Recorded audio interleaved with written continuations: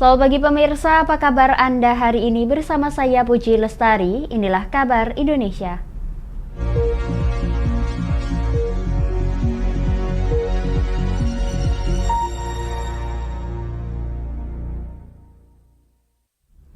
Pemirsa, Badan Narkotika Nasional Provinsi Kalimantan Barat menggagalkan peredaran gelap 8,8 kg ganja asal Kota Medan, Sumatera Utara dan 2,1 kg narkotika jenis sabu asal Malaysia di Kota Pontianak.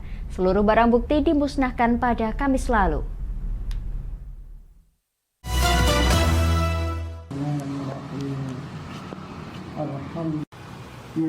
Badan Narkotika Nasional Provinsi Kalimantan Barat menggagalkan peredaran gelap 2 jenis narkotika golongan 1 di Kota Pontianak dengan berat total 10,9 kg, di mana 4 kasus diantaranya adalah narkotika jenis ganja dengan berat 8,8 kg asal Kota Medan dan 1 kasus merupakan penyalahgunaan sabu atau metafetamin asal Malaysia dengan berat 2,1 kg. Seluruh barang bukti dimusnahkan pada hari ini, Kamis 17 Agustus.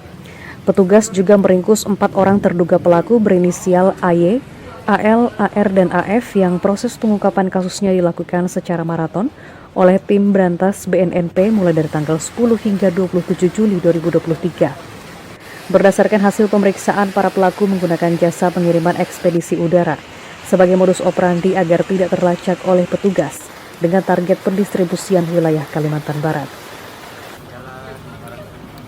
Sementara ini yang kita ketahui akan diedarkan di wilayah Kalimantan Barat ini, dan banyak beberapa melalui informasi yang kami dapatkan banyak diarahkan kepada kelompok pelajar dan mahasiswa. Dengan kita bersatu padu dalam Satgas Interdiksi ini bisa akan lebih menguatkan kemampuan kita dalam mencegah, menangkal, menolak beredarnya narkotika di wilayah Kalimantan Barat ini. Para pelaku dijerat Undang-Undang Nomor 35 Tahun 2009 tentang narkotika dengan ancaman hukuman 20 tahun penjara atau hukuman mati.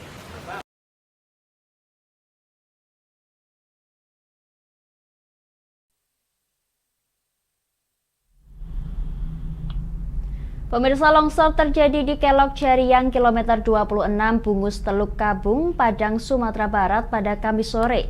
Kejadian tersebut memutus akses jalan menuju Bengkulu via Painan, Kabupaten Pesisir Selatan. Akses jalan penghubung kedua provinsi ini telah bisa dilalui meski sebagian titik tumpukan tanah belum bisa dibersihkan.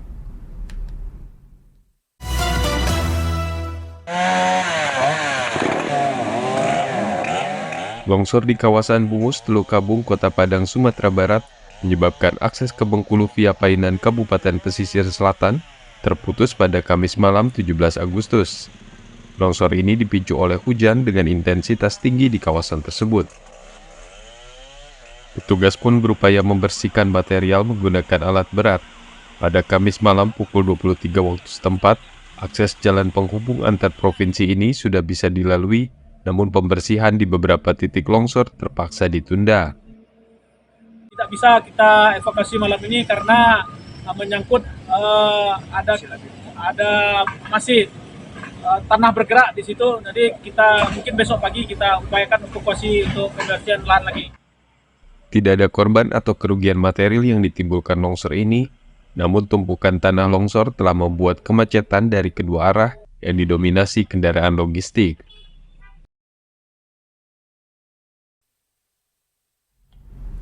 Kami akan jeda sejenak pemirsa, tetap bersama kami di Kabar Indonesia.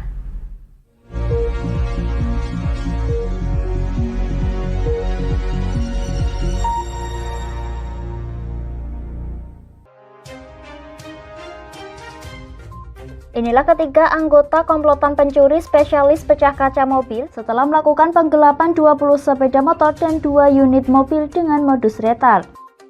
Merangkum semua peristiwa sebagai berita yang penuh fakta. Bersama Puji Lestari, saksikan Jateng hari ini setiap Senin hingga Sabtu jam 4 sore hanya di Lingkar TV.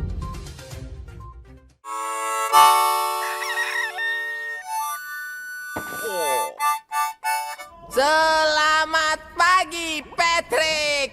Selamat pagi, SpongeBob. Apa kalian dua orang bodoh bisa diam? menemani hari Minggu adik-adik dengan kartun-kartun kesayangan. Patrick, sanjunglah konsumen. Buat dia merasa senang. Halo, hai sayang. Inilah Dunia Anak setiap hari Minggu jam 7 pagi sampai jam 11 siang hanya di Lingkar TV.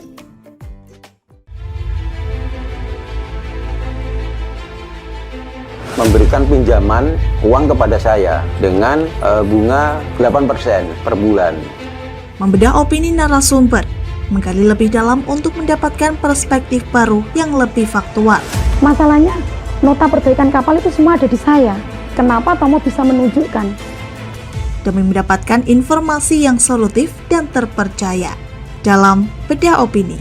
Setiap Rabu jam 11 siang hanya di Lingkar TV. Bersama saya Galus Kargnanti dalam Sapa Jateng Lingkar TV.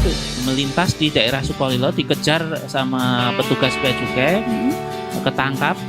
Membahas dan menyuguhkan beragam potensi dari berbagai daerah di Jawa Tengah, ditemani narasumber-narasumber handal di bidangnya. Pencegahan dari awal mulai dari perilakunya, perilaku hidup bersih sehatnya juga harus dijaga seperti itu. Kami siap menyapa Anda dalam Sapa Jateng. Setiap Selasa jam 11 siang hanya di Lingkar TV.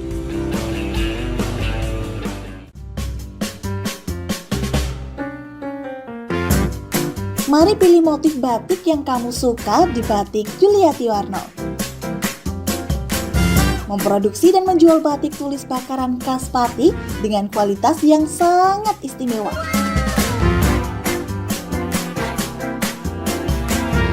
Cocok buat oleh-oleh, seserahan, bahkan untuk baju nikahan loh. Menyediakan berbagai motif mulai dari batik klasik sampai batik modern. Ayo borong segera Batik Yuliati Warno. Anda bisa melihat proses produksi batik secara langsung di rumah produksi kami loh. Alamatnya ada di Desa Langenharjo, RT 7 RW 3, Jalan Juwana Tayu, Kilometer 3, Kecamatan Juwana, Kabupaten Pati, Jawa Tengah. Atau Anda bisa menghubungi nomor telepon kami di 081 326 693 300. Ayo datang dan pilih motifmu segera.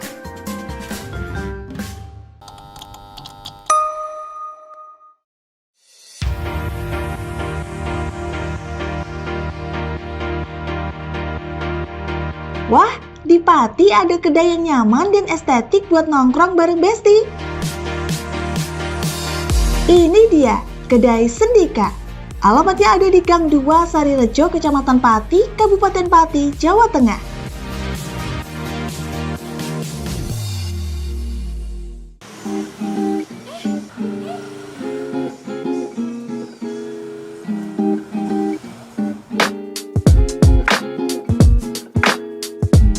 Selain menunya yang bervariatif dan lokasinya yang oke buat nongki-nongki bareng Besti, Kedai Sendika ini juga cocok buat kamu yang butuh ruang tenang buat ngerjain tugas atau sekedar baca buku loh.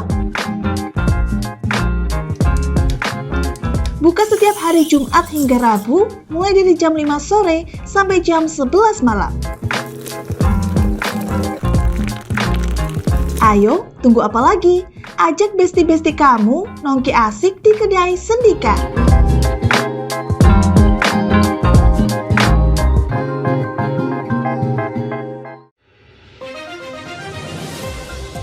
Modus kedua pelaku ini berpura-pura kehabisan bahan bakar kendaraan. Setelah pelaku dibantu, mereka kemudian melakukan kekerasan dan mengambil paksa sepeda motor korban. Saat tiba di lapangan terbang Okbab, rombongan langsung dihadang 5 orang yang mengaku sebagai anggota KKB. Yakni melakukan bujuk rayu kepada korban yang merupakan santriwati pada momen kegiatan belajar mengajar khusus. Menyajikan informasi-informasi hangat dan terpercaya bersama Kabar Indonesia setiap Senin hingga Sabtu jam 7 pagi hanya di Lingkar TV.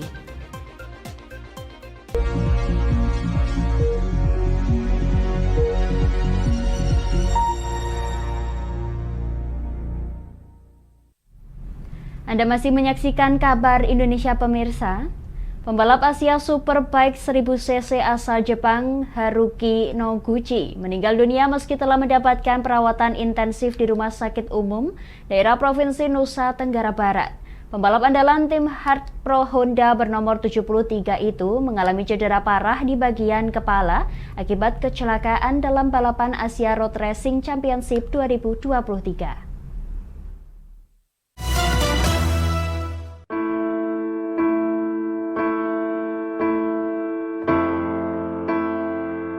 Pembalap Asia Superbike 1000 asal Jepang, Haruki Noguchi, meninggal dunia saat dirawat di Rumah Sakit Umum Daerah RSUD Provinsi Nusa Tenggara Barat.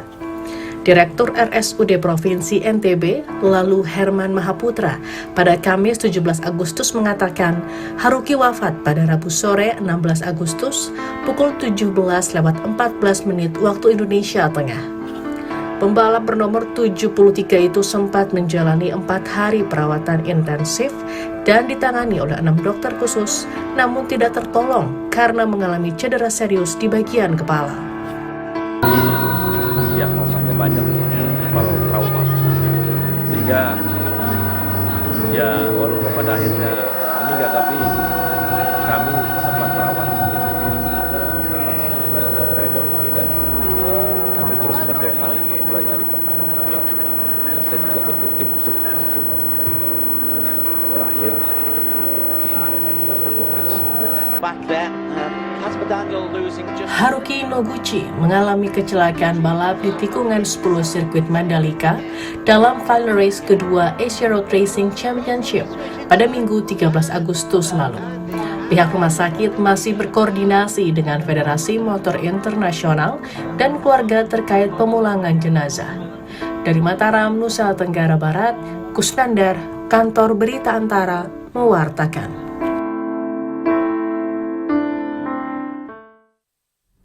Pemirsa, Bank Indonesia Kantor Perwakilan Sumatera Barat memberdayakan sejumlah pondok pesantren untuk mengendalikan laju inflasi. Pondok pesantren dinilai memiliki sumber daya yang cukup banyak dan potensial, sehingga bisa membantu pemerintah daerah dalam mengendalikan laju inflasi.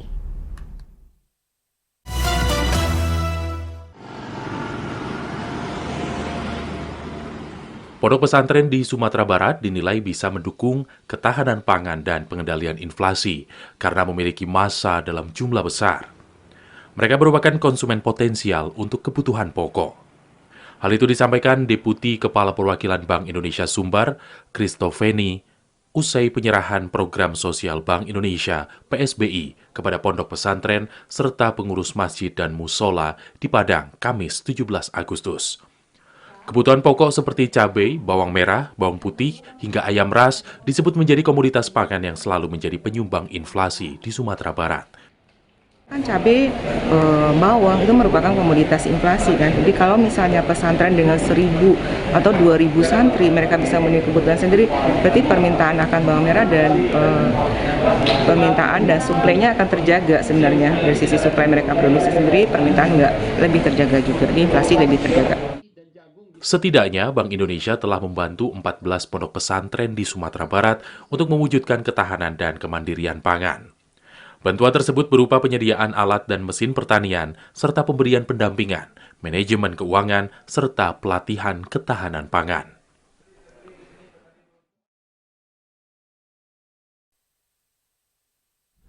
Pemirsa, inilah momen unik yang terjadi saat upacara HUT Republik Indonesia ke-78 di Istana Negara Jakarta pada Kamis lalu.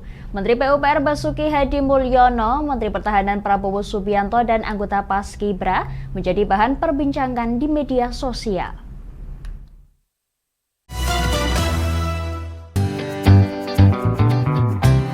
Pada upacara HUT RI ke-78 di Istana Negara terdapat momen unik dan kejadian yang mengundang gelak tawa. Satu yang menghibur warga di media sosial yaitu saat Menteri PUPR Basuki Hadi Mulyono mengecek pakaian Menteri BUMN Erick Thohir. Sontak membuat sejumlah menteri menahan tawa.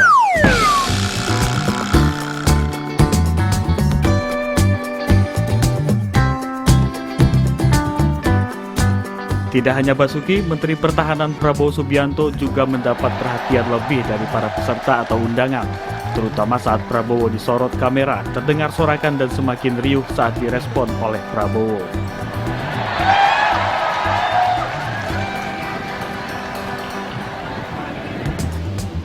Dua kali, belok kanan, langkah tegap, maju. Petugas pembawa baki bendera asal Papua juga mendapat apresiasi Presiden Joko Widodo dan tamu karena tetap tenang dan fokus meski sepatunya terlepas saat bertugas.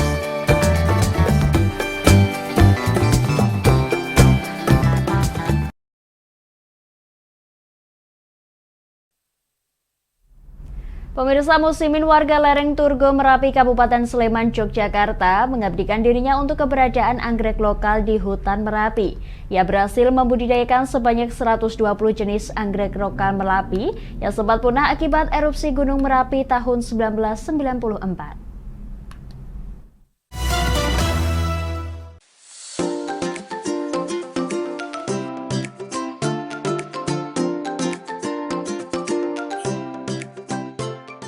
Berawal dari luluh lantaknya vegetasi lereng Merapi karena erupsi besar di tahun 1994. Musimin, warga Pandukuhan Turgo, Kelurahan Purwobinangun, Kecamatan Pakem, Kabupaten Sleman tergerak untuk mengembalikan kehidupan anggrek lokal Merapi. Dimulai pada tahun 1996, Musimin berhasil mengembalikan 7 jenis anggrek lokal yang hidup di Taman Nasional Merapi. Berkat perjuangannya selama 27 tahun, kini terdapat 120 spesies anggrek lokal yang berhasil dibudidayakan.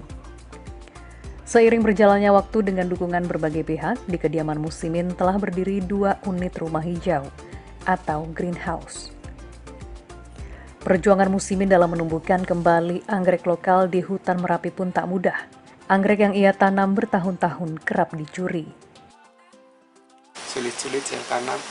Udah 2 tahun, 3 tahun, pas muncul bunga, diambil orang. Itu diambil tuh di sini atau di halang? Di halang. Ketika udah dikembalikan, diambil orang. Nah, gimana pun kalau dalam kondisi sehat, baik itu sore hari cuaca seperti gelap atau apa, atau pagi hari, kira-kira ada yang mencurigakan, saya ikut.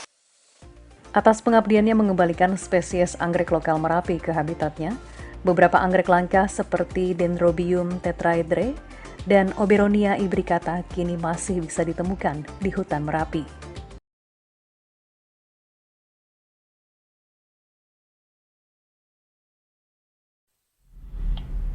Demikian kabar Indonesia pemirsa, nantikan kabar Indonesia selanjutnya hanya di Lingkar TV. Saya Puji Lestari pamit dari hadapan Anda, selamat melanjutkan aktivitas Anda, selamat pagi dan sampai jumpa.